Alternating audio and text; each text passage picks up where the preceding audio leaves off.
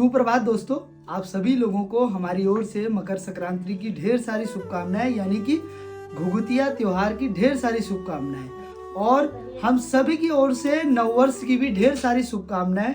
तो ये त्योहार जो है, इसका मुख्य केंद्र है बच्चे और कौवे, क्योंकि इसमें कहा जाता है काले कौवा आजा घुघुती माला खाजा। तो इसके पीछे पूरी कहानी क्या है, आज बच्चों के साथ जानते हैं और इस पर्व की आधार स्तंभ को जीते हैं। तो आप लोगों को ढेर सारी घुघुतिया त्योहार की बधाइयाँ। हृदयांश जी ने भी कह दिया है आपको नववर्ष की भी ढेर सारी बधाइयाँ और घुघुतिया त्योहार की भी बधाइयाँ। तो शेयर करते हैं इसके पीछे की कहानी को आगे चल के।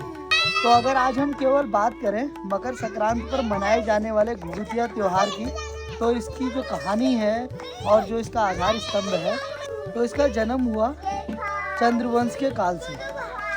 राजा कल्याण चंद्र, जिनकी कोई संतान नहीं थी, और उनके मंत्री का मानना था कि क्योंकि इनकी संतान नहीं है और इनके साम्राज्य का कोई आगे वंशज भी नहीं है, तो इसलिए इस पे जो है मैं राज करूंगा, अगला राजा मैं हूँगा। तो राजा कल्याण चंद्र वो उनकी पत्नी भगवान बागनाथ के मंदिर में जाके प्रार्थना करते हैं संतान की उत्पत्ति के लिए, और जिसके उपरांत उनका एक पुत्र जन्म लेता है जिसका नाम है निर्भय चंद। तो निर्भय चंद की माँ प्रेम से उसे कहलाती है घुघुती। तो जब भी निर्भय चंद, जिसे उसकी माँ प्यार से बुलाती है घुघुती, अपनी माँ का कहना नहीं मानता या कोई किसी प्रकार की जिद करता है, तो वो हमेशा कहती है कि काले कौवा आजा घुघुती माला खाजा। क्योंकि निर्भय चंद, जिसे घुघुती कहते हैं, उसके गले में एक माला है जिसे वो बहुत प्रेम करता है और उसमें घुंघरू लगे हुए हैं। तो उसे ये भय होता है कि कौवा आ जाएगा, उसकी माला ले जाएगा। तो कई बार कौवा आता है, उसे कुछ खिलाया जाता है, तो घुघुती की और कौवे के आपस में बहुत अच्छी मित्रता हो जाती है। तो जैसे जैसे ये मित्रता घुघुती और कौवे के आपस में बढ़ती जाती है, तो एक दिन मंत्री जो है घुघुती को उठा के ले जाता है जंगल में मारने की नीयत से, कि ताकि घुघुती मर जाए और वो जो है आगे राज करे।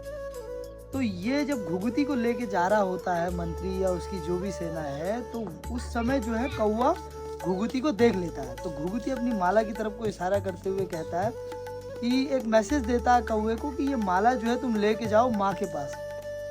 तो कौवा अपनी टीम के साथ आता है, मंत्रियों की सेनाओं को अपनी चोंच से मारता है, और माला जो है कौवा छीन के लेके जाता है राजा और रानी के पास। तो जैसे ही कौवा घुघुती की उस माला को लेके राजा और रानी के पास पहुंचता है, तो उन्हें एकदम आभास होता है कि कौवा घुघुती के बारे में कुछ बताना चाहता है। तो कौवा कई डाल चढ़ते हुए राजा और रानी को घुघुती के पास ले जाता है, और उसके बाद मंत्री के साथ जो भी लोग थे उन्हें राजा जो है मृत्युदंड की सजा सुनाता है। और उसके बाद कौवे को घर लाया जाता है, और कौवे के स्वागत के लिए या कौवे को धन्यवाद कहने के लिए बहुत सारे भोग बनाए जाते हैं। तो जिसके बाद कौवे को वो भोग माला के रूप में चढ़ा के खिलाए जाते हैं। तो इसीलिए कहते हैं कि श्राद्धों में ब्राह्मण और उत्तरायणी को कौवे बहुत मुश्किल से मिलते हैं। तो जो ये कहानी है, बच्चों को एक त्योहार के साथ, एक इंस्पिरेशन के साथ जीने की एक कहानी है, जिसमें ये बताया गया है कि मनुष्य अगर किसी चीज़ की वैल्यू को समझे, जैसे कि कौवे ने एक भूमिका अदा करी, तो वो उसका धन्यवाद अदा करे, तो एक समय काल के लिए नहीं, आजीवन उसका धन्यवाद अदा करे। जैसे कि हम गाय हमें दूध दे रही है, भैंस हमें दूध दे रहा है, तो ये कोई कुछ समय के लिए नहीं है, ये आजीवन हमारे जीवन का भाग है।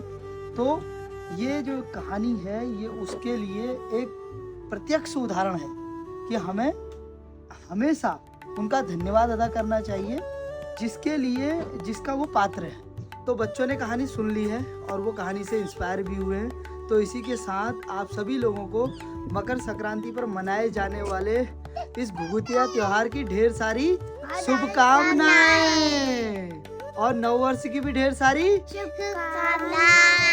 Thanks for watching.